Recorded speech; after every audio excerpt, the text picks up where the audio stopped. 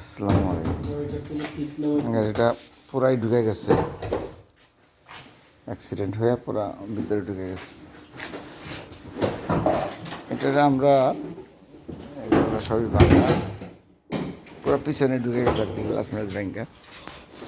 আমরা মেশিন দিয়ে টানতেছি এখন।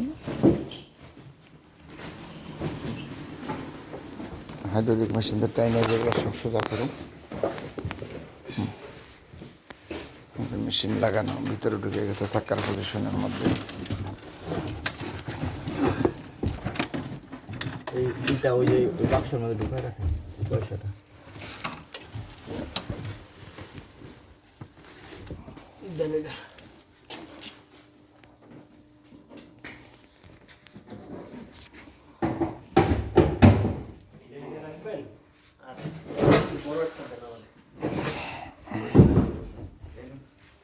পুরো সেট সেট যে কোনো লেভেলের যে কোনো ভাঙ্গা আমরা করুন।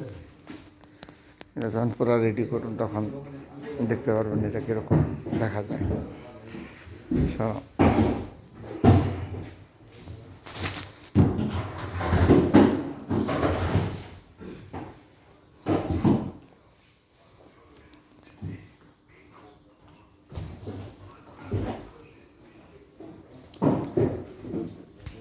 এখানে একটা এক্সপিরিয়েন্স দেই সবাইরে, যারা বাংলাদেশের মিস্ত্রি হোক বা এখানে যারা হোক,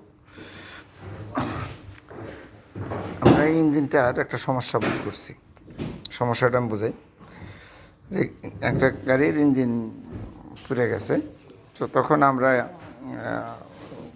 মানে পুরাতন ইঞ্জিনটা আনছি, সেমি নতুন, আর 2013 সালের ইঞ্জিন। আর ওই গাড়িটা ছিল পান্দা, ফিয়াট পান্দা।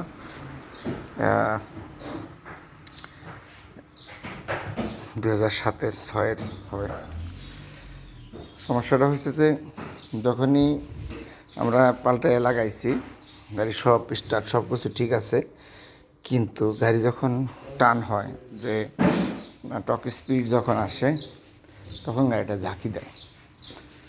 সো এখানে পার্টিকুলারলি যে সমস্যাটা মানে বলা হয়েছে বা ধরা পড়ছে আমাদের কাছে, আমরা ইলেকট্রিক মিস্ত্রির কাছে সব কিছু কারেন্টের সমস্যা, হ্যাঁ সমস্যা, কিন্তু অ্যাকচুয়ালি সমস্যাটা হলো যে হেডের যে বাল্ব আছে, হেডের বাল্ব গ্যাসের গাড়ির জন্য পার্টিকুলারলিভাবে অন্যভাবে করা, যার পরিপ্রেক্ষিতে গাড়িটা যখন গ্যাস বেশি লাগে তখন আর পোড়াইতে পারে না।